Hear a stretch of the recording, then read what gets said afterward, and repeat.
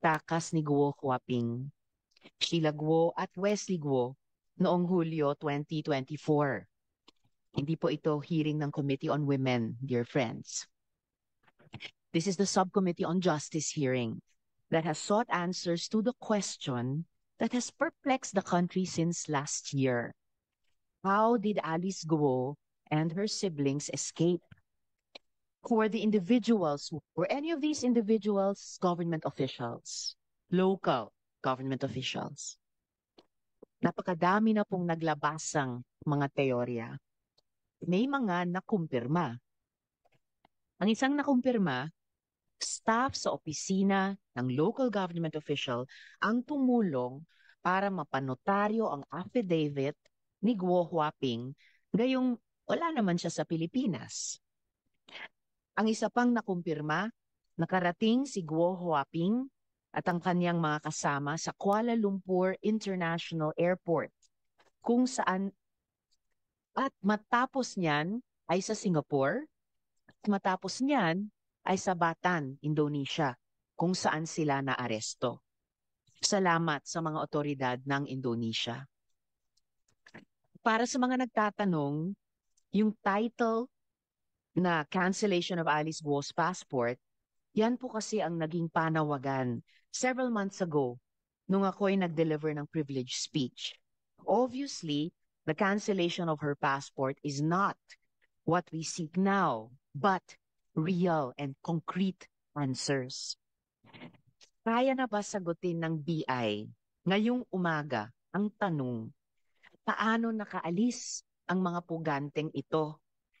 O talagang our law enforcement and border authorities have been rendered so inutile that the woman who has been under the scrutiny of an entire nation, wala na yatang hindi nakakaalam ng itsura niya. So one time, other worrisome developments have emerged. Pinapakita ng mga ito na tila ang daling maglabas-masok sa bansa ng walang pagkilatis. Over the past months, there has been one arrest after another of Chinese spies in the Philippines, some even working with Filipino citizens. Nabahala ako doon sa isang detalye, sa isang article na nabasa natin, na these spies have given cash, vehicles, and motorbikes to local governments in the Philippines in 2022, including the city of Tarlac. Tarlac, kung saan taga roon si Guo Huaping. Nabalitaan din po natin na ang kamakailan lang ang di umanong pagpapalusot ng mga pogo bosses papunta ng ibang bansa, imbes na ibalik sa bansang China. Ang modus daw ay hindi direct flight ang binibili. Tapos, sa layover, naglalaho na parang bula ang mga boses sa kanilang transit destination. And where, for God's sake, is Harry Roque? Bakit parang libre na lang siyang mag-post ng kung ano-ano sa social media na parang kinukutya pa ang administrasyon at mga otoridad natin while avoiding arrest for charges of human trafficking? According to my sources, Harry Roque flew into Shanghai from Dubai on December 8th, 2024, stayed in Shanghai for just one day, and then flew out to the casino city of Macau. Sino kaya ang tumutulong sa kanya? In the meantime, the porousness of our borders is also making it easier for our kababayan to be trafficked to scam compounds in another country. Mayroon pong Pilipino na handa pong magkwento na sila ay nahikayat lumabas dahil daw nanalo sila ng all-expense-paid trip to Thailand. Ngunit ang akala nilang once-in-a-lifetime memory, naging pangungot. Yaman din lang na ito ang topic natin, isa pong malaking shout-out sa ating pamahalaan para sa tinatayang higit na 100 mga Pilipino na trapped sa border ng Myanmar. Nailikas nga sila mula sa mga scam compounds pero dahil sa buhol-buhol na burokrasya, gawa ng tatlong bansa ang nagko-coordinate, Thailand, Pilipinas at Myanmar, hindi pa sila na itatawid pauwi. One of these individuals has reportedly been raped. Here are the conditions in the facility in Myanmar. At hindi po mga ito galing sa mga Pilipino doon dahil bawal sila kumuha ng photo. Pero galing sa media na pinayagan mag-cover. I implore the executive, let us do what it takes to bring them home. This is about accountability. Accountability para sa pagtakas ni Alice Guo, but also in a larger sense, accountability for our failure to keep our borders safe and protect Filipinos. So unang mga tanong ko po sa pagpapatuloy nitong hearing para sa Bureau of Immigration.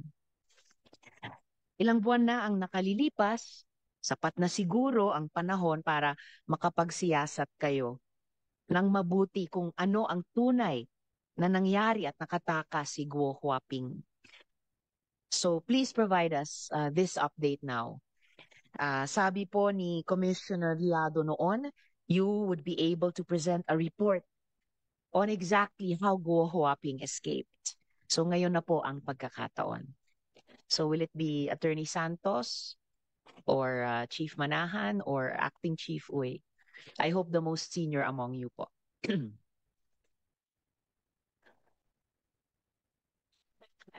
Sorry? Ano po? Ay, nako. Oh, and meron bang kailangan pang manimpa? Yung resource persons? Let me, although kinakabahan ako sa body language, but bago ko tawagin yung magsasagot para sa BI, may I ask our COMSEC, attorney, kung meron pong mga bagong resource persons na kailangan pang manumpa. And if the COMSEC, of course, could recognize all the resource persons present this morning. Salamat po. Yes, ma'am. Magandang umaga po sa ating lahat, Madam Chair.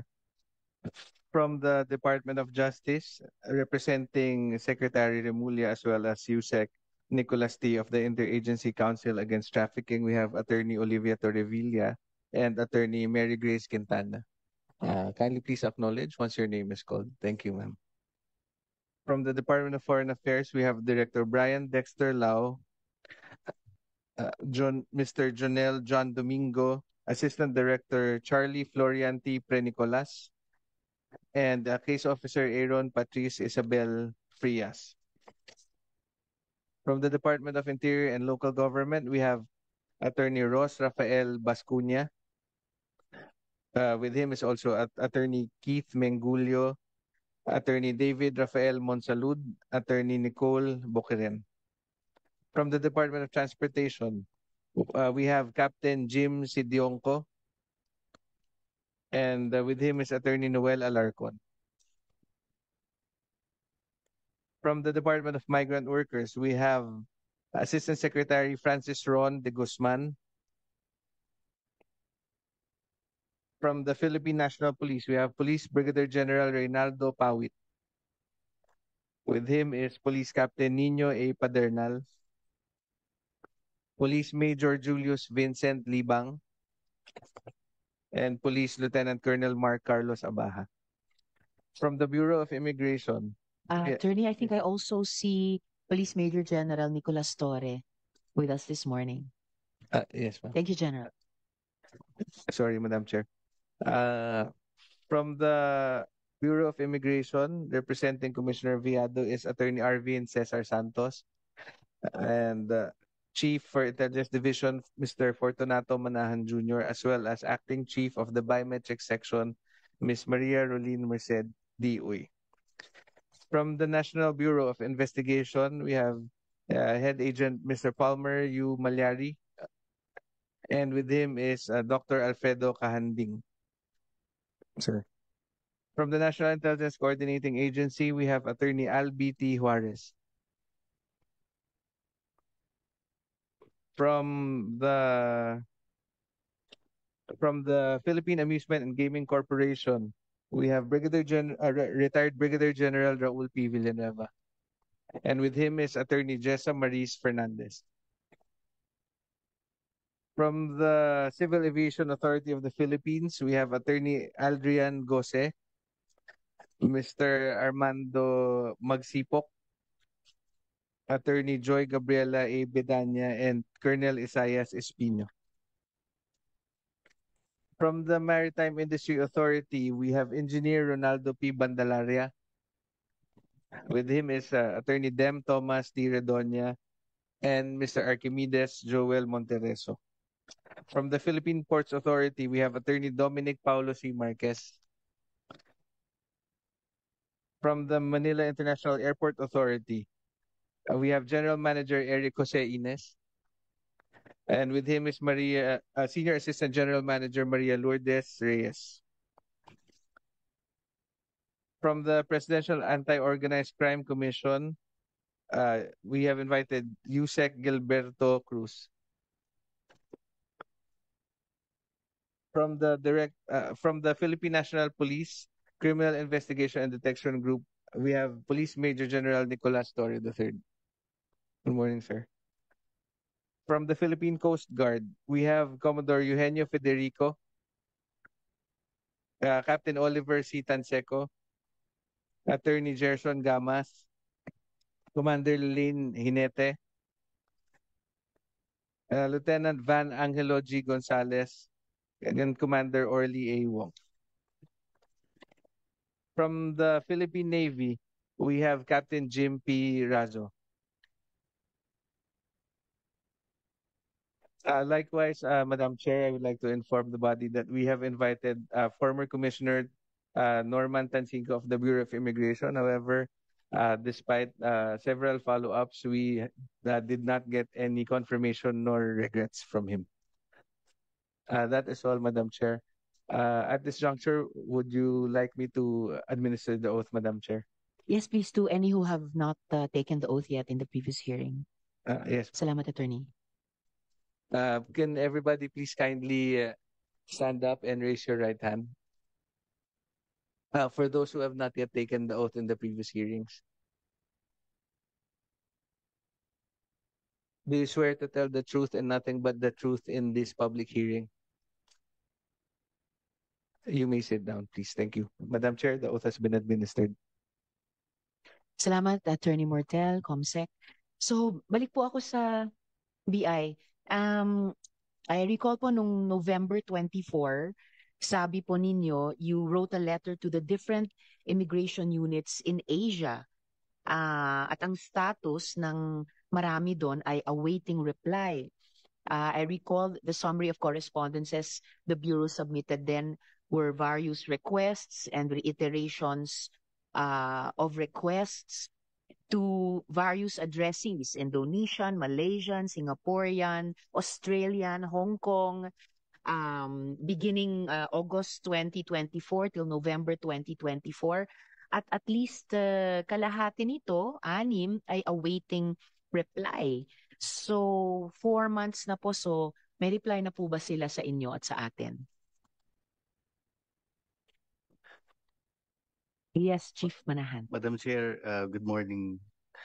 With regard po sa issue of the results ng mga replies, as far as I can remember, Madam Chair, no official replies, written replies received by the Bureau of Immigration as of this date.